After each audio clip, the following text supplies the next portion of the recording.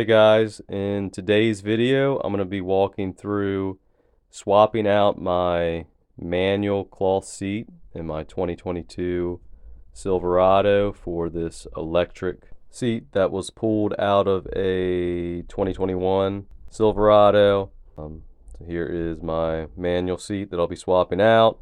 And during this swap I realized the seat that was shipped to me did not have the airbag installed, so I'll also be walking through the process for swapping that out. With that said, I'll just go ahead and jump in. So first thing you want to do is this piece of trim here at the bottom of the seat.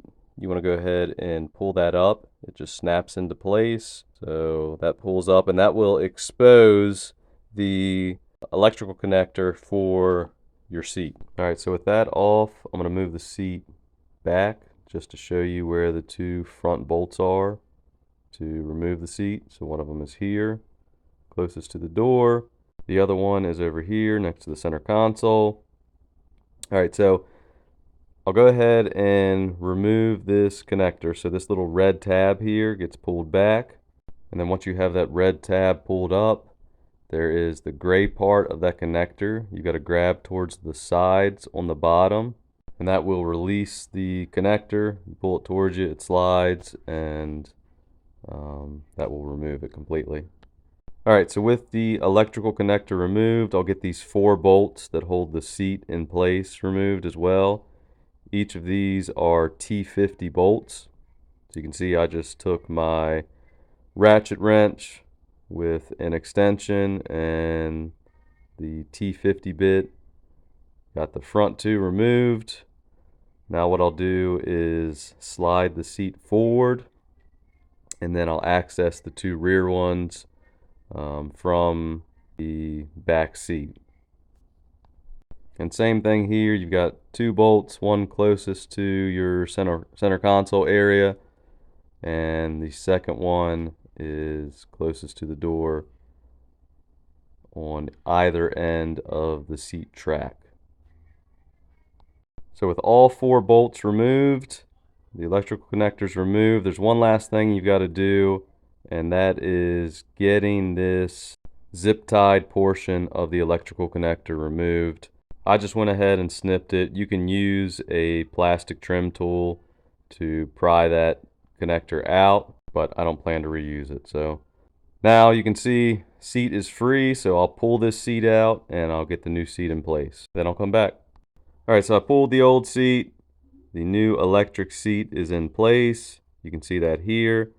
And since this is electric, I'm not going to be able to install all of the bolts until I get it hooked up and can move things. So when you come down to the electric connector, this is an important part of this. If your truck came equipped with these 2 pins in place, you can see them over to the right. These are the large 2 spade connectors right there.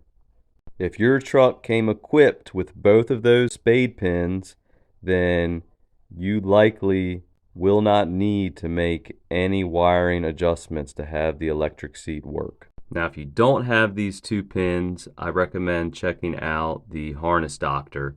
And he has a video on how to install the correct harness, as well as the harness you can purchase through his website. So if you don't have those pins on your truck, check him out, and I'll link one of his videos in the description that walks through installing that harness. And just for reference, so this other spade pin to the left, that's your ground, and those 2 large spade pins to the right, those are power for both your electric seat's movement and lumbar control. Alright, so since I have both of those pins, I'm going to go ahead and reinstall this connector. Simply slide it into place, and once it's seated, push that red pin down to retain it. And now I should be able to slide my seat in order to get the bolts installed. So I'll push it back. See, the seat is moving, which is definitely a good sign. And now I've got access to those holes in the front to start installing my bolts. So what I'll do is get these front 2 started and just kind of get them snugged in place, not completely tightened down quite yet. And then I'll go to the back. See, I'll move the seat forward here, and I'll work on getting those back 2 installed and I'll go ahead and fully tighten them down. But that way I've got all 4 bolts lined up and I don't tighten the front ones and end up with an issue with the back ones not being in place. So I'll move around to the back now, and I'll get these 2 started. I'll go ahead and tighten these all the way down. Now, just for reference, when you go to reinstall these bolts, it's recommended to remove the old Loctite, put new Loctite in place, and then you want to torque these bolts down to 33 foot-pounds. Once you have the rear bolts torqued, you can move the seat back, come back to those front bolts that you got started, and finish torquing them all the way down to that 33 foot-pounds. From here, I just checked out the functionality of the seat, made sure it's working in all the different directions it can move, including making sure your lumbar works. Now, this is where I ran into an issue. So I went and put the truck key in and noticed that I had a service safety restraint light on my dash. I went back and looked at the listing for the seat that I'd purchased and realized that because of shipping issues, they had removed the airbag from the seat. So in this second part of the video, I'm going to show you how to remove the old airbag, which is located right here in the seat, and get that moved over to your new seat if you run into the same issue. So first step, if you come around to the back of the seat, you'll find a zipper on either side of the seat that will allow you to gain access to the airbag. So you can see that right here. So there is this lower flap on the seat that is held in place by these 2 straps. You can see them right there circled in red. So you've got to remove them. They're just clipped on. Pull them off the bottom of the seat, and then you can flip it back up. And from here, there are 2 plastic J-clips that look like this, and they keep the upper and lower portion of the seat connected. So you can use your hands or a small screwdriver to get those 2 pieces separated from each other. And then from here, you can start working on getting the seat cover unzipped. So you want to take the left-hand side pretty much all the way up, and then on the right-hand side, you may have to unzip that some as well in order to get enough access to be able to get to the airbag. So you can see here, taking that zipper all the way up, and you can fold the cover back, and then I'll show you here. So the airbag is located behind this foam, and there's a little white cover that holds it in place. So there's another little plastic clip here that helps to retain this inner seat cover, and it's held on to the framing, so you got to reach inside there and pop that off. That'll allow you to pull the cover forward towards the front of the seat and give you access to actually remove the airbag. Alright, and then to get this white cover that retains the airbag module in place, you can see here behind the foam there is a attachment point, and there are 2 small clips. You can see them magnified here. Both of those need to be depressed in order to get this to separate. It's hard to do one-handed, so you can see I did the one side there. What I'll do is I'll set the camera down and depress both of those clips. So the one side's already depressed. See, working up at the top there. Depress that one, and then you just push the 2 sides of that connector together, and it'll separate. Now you got access to the module. You can see the connector at the top there. I'll show you how to remove that. There's a little spring-loaded retainer. But the first thing that you want to do to get this airbag module removed is there are 2 nuts that are holding it in place.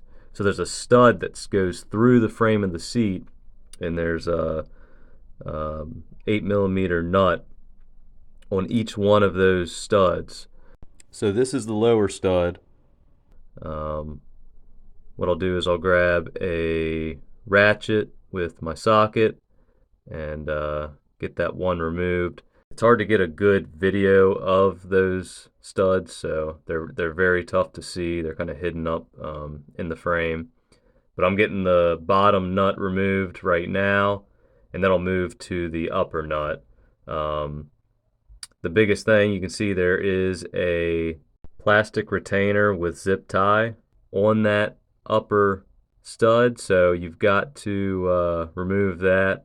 I'm just going to clip the zip tie that holds that in place. That plastic retainer sits on the outside of the stud. So I've got that clipped here, then I'm just rotating that little plastic retainer off, and you can see that here. You might be able to just yank that thing completely off, but I'm not going to be reusing it anyway. So I just went ahead and snipped the zip tie. And now I've got access to that nut. So I'll grab my 8mm socket and go ahead and get that pulled off as well. And once you have both of those nuts completely removed, the airbag module is ready to come off, other than the electrical connector at the top that is the last thing retaining it in place. You can see that here. They're both the studs that go through the frame. So I'll get this connector pulled off, and then I'll show you how to do it yourself. All right, so on this connector, on either side, there are these orange tabs that stick out. You can see you've got to pull both of those tabs up at the same time in order to get it to pull off the airbag module. So what I did is I took a flathead screwdriver on one side, pried the tab up, and then on the other side I used my hand to pull it up. The one side's just tough to get to because the airbag module is actually in your way, so that's why if you use a flathead, it helps. So with the airbag module taken out of the old seat, now I am ready to get it moved over to the new seat. So the big thing to keep in mind here is whenever you are fooling with airbag modules like this, you want to disconnect the battery just so you don't accidentally have a discharge of the module. So I just popped the hood, and now I'm going to remove the negative terminal from the battery. And what I'll do is once I remove this, it's not a bad idea to let the truck sit for 20 or 30 minutes just to let any residual charge dissipate before you start working on it. So the battery's been disconnected, truck's been sitting for a little bit. I'm going to go ahead and disconnect the connector going to the seat just as an additional precaution. And now I'm going to go and start working on getting this seat cover completely removed. Same process as what I've gone through before. You've got the straps on the bottom that have to be removed. Then you've got that little J-clip that runs across the seat. So pry that apart. And then once you get that separated, you can move over to the zipper and unzip the seat enough to where you can fold over that back section of the seat cover. Now on this, because they'd removed the airbag module, a lot of the stuff was still disconnected in here. So you can see I can just go ahead and fold that back. Both of these clip pieces were still disconnected. My connector's still there. So everything's ready for me to go ahead and drop the new, or the old, I guess, airbag module into place. So first thing I'll do is connect the electrical connector there at the top of the airbag module. I'll get the module slid into place, and then once I've got that set in place, come around to the back and start the nuts on each of the studs for the airbag module.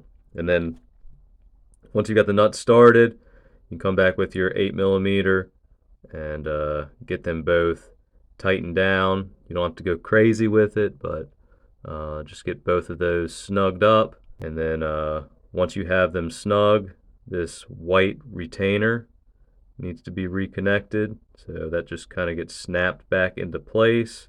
It can be a little bit of a pain to get it reconnected, just because there's not a ton of slack on that piece. But once you get it reconnected, then you can wrap around that final inner retaining clip, and you can see everything's been put back into place. Now all that I've got to do is zip this seat back up. So It helps to have a small Phillips head screwdriver. You can put it in the end of that zipper and help pry the zipper down.